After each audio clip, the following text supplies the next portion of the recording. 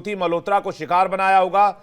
मैं अगर अपनी रिसर्च की बात करूं सूद सर, तो मैं जब ज्योति मल्होत्रा की प्रोफाइल से गुजर रहा था, 2.5 साल पहले ये लड़की जाती है करतारपुर कॉरिडोर के जरिए करतारपुर साहिब गुरुद्वारा, और वहीं से पूरी कहानी पलटती है। और उसके बाद से ही ज्योति मल्होत्रा का पाकिस्तान आने जाने का सिलसिला और पाकिस्तानी अधिकारियों के साथ मिलने बैठने का सिलसिला तेज होता है।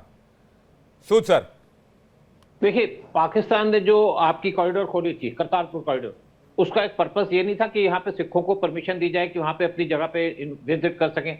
उनका पर्पस था यहाँ पे टेलेंट स्पॉट करना, और स्पेशली उनका पर्पस था यहाँ सिख मिलिटेंट को प्रमोट करना। लेकिन साथ साथ वो टारगेट चुनते हैं। जब भी कोई पाकिस्तान एंटर करता है तो उस पूरे तरीके से वेरिफिकेशन की जाती है, उसकी क्या जरूरत है, उससे बातचीत की जाती है, और उसके बाद देखा जाता है कि अगर उनके काम का है तो एक्सप्लॉइट किया जाता है। देखिए, एक चीज ये होती है कि एक उस टाइप के लोग देखे जाते हैं जो हमारे सेंसिटिव जगह में काम करते हैं, जैसे डिफेंस इंटेलिजेंस के ऑफिसर्स या साइंटिस्ट हों। दूसरे देखे जाते हैं कुछ जर्नलिस्ट, क्योंकि वो सॉफ्ट टारगेट होते हैं और अपना काम कर सकते हैं और उनके पास कवर जॉब होता है। तीसरे पॉलिटिशियन, उनको भी देखा जाता है। और चौथे आजकल जैसे सोशल मीडिया पे यहाँ पे काम किया जाता था, और जब ज्योति मल्होत्रा जैसे यूट्यूबर मिल गए तो वो उनके लिए बड़ा यूजफुल हो जाते हैं। जैसे रिचर्ड हेडली, जैसे डेविड हेडली, उसको भेजा गया था इंडिया के अंदर पूरी रैकी करने के लिए। तो ऐसे जो यूट्यूबर है पूरी रैकी कर सकते हैं, स्पेशली वो जो जगह जगह घूमते हैं। तो उनको स्पॉट करके उनको यूज किया जाता है, उनको पैसे दिए जाते हैं, उनको प्रमोशन दी जाती है, उनके सारे खर्चे बियर किए जाते हैं, फिर उनको ब्रीफ किया जाता है। और यहाँ पे जो लोग पैसे का प्रलोभन देके काम करते हैं, वो ऐसे लोग चुनते हैं जिनकी कोई शॉर्टेज हो, जिनकी कमियां हो। जैसे किसी को पैसे का लालच है, किसी को अपनी प्रमोशन करनी है किसी इशू के ऊपर, तो ऐसे लोगों को स्पेशली पिकअप किया जाता है, फिर उनको डेवलप किया जाता है, फिर उनको काम दिया जाता है धीरे धीरे कि ये काम करो, वो काम करो, जहां जाना चाहता है जाए। चाहे पहलगाम में भेजा गया इसको, जब ज्योति को पहलगाम भेजने का पर्पज था कि वहां पे एक प्रोपेगेंडा चलाए कि पाकिस्तान की गलती नहीं है, ये तो हिंदुस्तान की गलती है, यहाँ पे इतने सिक्योरिटी के लोग हैं। लेकिन और यहाँ पे सिक्योरिटी के जो लोग हैं उनके साथ साथ जो टूरिस्ट जाते हैं उनको भी ख्याल रखना चाहिए। अब ज्योति ने ये बातें तो कर दी, किसके कहने पे की? पाकिस्तान के कहने पे। क्योंकि पाकिस्तान ये प्रोपेगेंडा कर रहा था कि ये सारी गलती है इंडिया की गलती है, हमारे आर्म फोर्सेस की गलती है। कहती है यहाँ पे तो इतनी पुलिस है, इतने यहाँ पे सिक्योरिटी के लोग हैं, फिर कैसे हो गया? ये बेसिकली देखिए, पहलगाम में क्या कोई पुलिस का आदमी था, कोई आर्मी का ऑफिसर था वहां पे? कोई नहीं था। क्योंकि सब जगह हम अपनी आर्मी को डिप्लॉय नहीं कर सकते, सब जगह हम पुलिस को डिप्लॉय नहीं कर सकते। तभी तो इंडिया ने वहां पे 48 जगह जो कि सेंसिटिव जगह थी उसको बंद कर दिया, जहां पे सिक्योरिटी प्रोवाइड नहीं कर सकते। देखिए, इंडिया के अंदर हम बड़ा इजी हो जाता है अपनी इंटेलिजेंस को ब्लेम करना या आर्मी को ब्लेम करना। लेकिन क्या हर एक आदमी को सिक्योरिटी प्रोवाइड कर सकते हैं? क्या हर एक आदमी के पीछे कोई मूवमेंट करेगा? सूद सर, ये एक तो बहुत अपडेटेड जो बातचीत आप बता रहे हैं, बहुत लेटेस्ट बातचीत है। क्रोनोलॉजी जहां से शुरू हुई, जो बात आपने बड़ी इंपॉर्टेंट बताई, इस बात को मैं सुबह से सोच रहा था। आज हमने इस बात पे अपनी ऑफिस में चर्चा भी की कि करतारपुर कॉरिडोर खोलना सॉफ्ट टारगेट्स को पिक करने के लिए एक बड़ा स्टेप था पाकिस्तान के लिए।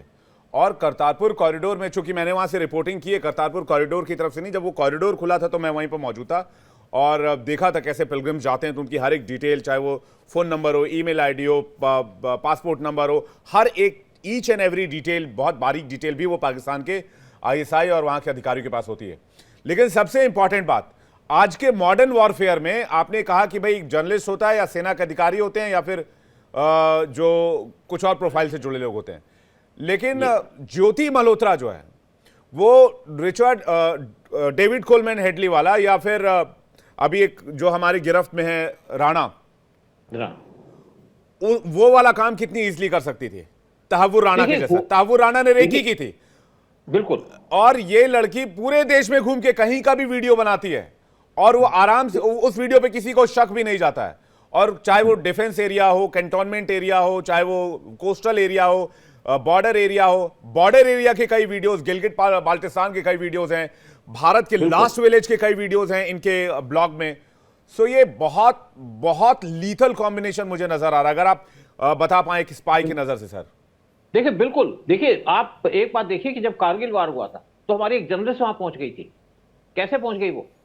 क्योंकि उसको रॉ के आदमी ने भिजवाया था। रॉ के आदमी ने बात करके कहा कि आप जाओ यहां पे, और वो आदमी आज भी डाउटफुल है लेकिन बड़ी हाई पोजीशन पे था, इसलिए उस पर उंगली नहीं उठाई जाती।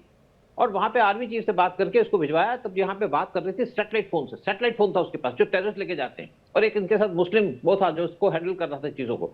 और वहां जाके उसने पूरी ब्रीफिंग दी कि यहाँ पे देखो इनका डिपो है जहाँ पे आर्म स्टोर किए गए, और उसके कुछ मिनट के बाद आर्म्स स्टोर के डिपो पे आग लगा दी गई, कंपार्टमेंट कर दी गई, उसको डिस्ट्रॉय कर दिया गया। और इसी तरीके से जब आपका 26/11 हुआ था तब भी तो ये बात चल रही थी ना, पूरी डिटेल दी गई। देखिए तभी कहा जर्नलिस्ट, आज जो ये यूट्यूबर है ये भी जर्नलिस्ट है, ये भी जर्नलिस्ट का काम करते हैं, लेकिन आपकी इंटेग्रिटी की बात है कि आपकी इंटेग्रिटी कहाँ है। यहाँ पे तो लाखों जर्नलिस्ट, यहाँ पे तो लाखों यूट्यूबर है, कितने ऐसा काम करते हैं। और देखिए यहाँ पे जो लोग ऐसे पिकअप किए जाते हैं जिनकी कुछ चाह ज्यादा होती है, पैसे की चाह हो, फैशन की चाह हो, या गिफ्ट की चाह हो। देखिए बेसिकली 3 चीजें यूज की जाती है इंटेलिजेंस के अंदर किसी को ट्रैप करने के लिए, 3 Ws। ये जरूर है कि हमारी जो इंटेलिजेंस है वो सिर्फ 2 W यूज करती है। मैं एक और आपको इंसिडेंट बताता हूँ कि जब इमरजेंसी लगी थी तो उस टाइम पे रशिया ने कुछ इंडियंस जो आपके कांग्रेसी थे उनको इनवाइट किया, यूथ कांग्रेस की लीडर्स को इनवाइट किया पाकिस्तान रशिया के अंदर, और ये गए, बड़े मजे से गए। लेकिन जब लैंड किए उनके एयरपोर्ट पे तो वहां पे लड़कियां खड़ी कर दी गई इनके लिए, और ये बड़ा एंजॉय करके आ गए। ऐसी बात मैंने सुनी है अपने कान से। फिर मैंने कहा भाई आपके तो फोटोग्राफ चली गई होंगी वहां पे। देखिए स्पेशली यूएस की बात कीजिएगा, स्पेशली चाइना की बात कीजिएगा, स्पेशली रशिया की बात कीजिएगा, पाकिस्तान की, ये तीनों W यूज करते हैं। मैं इंडियन इंटेलिजेंस की बात नहीं करूंगा क्योंकि हम सिर्फ 2 W यूज करते हैं, 3rd W हम यूज नहीं करते, क्योंकि हमारी फैमिली और हमारे लोग जो सीनियर ऑफिसर है, एक बार जब बात भी हुई कि एक बड़ा इंपॉर्टेंट आदमी है ऐसी चीज डिमांड कर रहा है, तो उसने कहा भाई हम ये नहीं करेंगे, पैसा दे देंगे, जाओ जो मर्जी करो, हमें कोई लेना देना नहीं तुमसे। हमारा एक करेक्टर है, फिर हमारा पर्पज भी लिमिटेड है। हम पाकिस्तान को ट्रैक करते हैं, हम डिफेंसिव भी रहते हैं, लेकिन ऑफेंसिव होने में कोई दिक्कत भी नहीं है। तो ये जो चीजें हैं पाकिस्तान बड़े इजीली यूज करता है। ईरान में रहा हूं, ईरान वाले ऐसी हरकत नहीं करते, आपको ब्लैकमेल नहीं करते वो। लेकिन पाकिस्तान के ऐसे का पर्पज ये है, इंडिया को टारगेट करना, इंडिया के अंदर टेररिस्ट अटैक करना। कौन सी कंट्री है जो इंडिया के अंदर टेररिस्ट अटैक करती है पाकिस्तान को छोड़ करके? क्या कोई है? कोई नहीं है।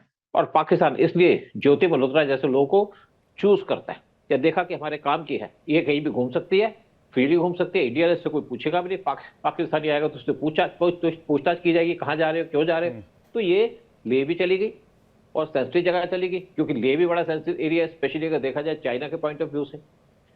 तो इसको ज्योति मल्होत्रा को स्पेशली पिकअप किया गया था, डेवलप किया गया, और इसको टास्क दिया गया कि आप प्रोपेगेंडा भी करो, आप हमारे काम भी करो, फोटोग्राफी भी दो, ताकि हम जहां पे अटैक करना चाहे कर सके। और देखिए इसके बाद ये भी हो सकता था, इसको कहते हैं आप फलानी एयरबेस के पास जाओ या कंटोनमेंट एरिया के अंदर जाओ, वहां जाकर वीडियो बनाओ, वो कर सकते थे फ्रीली। और इसको पॉलिटिशियन से मिलाया गया, स्पेशली भुट्टो ये मरियम नवाज सर, मरियम नवाज से मुलाकात करवाई, और वो एक पर्पस था बताने का कि ये पॉलिटिशियन से मिल रही है, इसमें ऐसे का कोई रोल नहीं है, एक कवर अप था।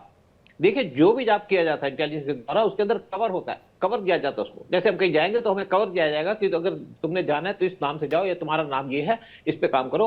और अंडर कवर हम काम भी करते हैं, हम भी ये काम करते हैं, लेकिन हमारी लिमिटेशन है, हमें काम करना करते हैं। और पाकिस्तान अगर हमारे यहाँ पे ऐसे काम कर सकता है तो हम भी कर सकते हैं पाकिस्तान के अंदर।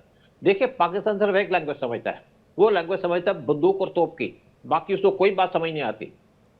पाकिस्तान को जितना मर्जी भूखा मार लो, उनकी आर्मी तो पैसे खा रही है ना, उनकी आर्मी के पास तो पानी भी है, रोटी भी है, जनता जाए बाहर। बिल्कुल सही बात है। हाँ, तो ये सॉफ्ट टारगेट के तौर पर चुना गया, और ये करतारपुर कॉरिडोर का जो गेम पाकिस्तान ने खेला था वो गेम भी एक्सपोज होता हुआ नजर आ रहा है। मैंने भी यही बात कही अपने लिसनर्स को, अपने दर्शकों को, ये करतारपुर कॉरिडोर खोलना कोई सिखों के प्रति प्रेम जाहिर करना नहीं था पाकिस्तान का नजरिया या फिर पाकिस्तान की चाल। जी, जब करतारपुर कॉरिडोर खोली गई तो 3 क्रिकेटर को इनवाइट किया गया इमरान खान के द्वारा।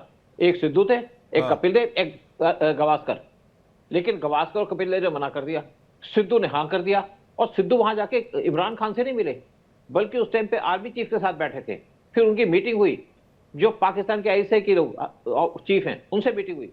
साथ में उनकी एक मीटिंग हुई गुरुद्वारे के अंदर, जो एक नामी वहां पे खालिस्तानी था, उससे मीटिंग हुई।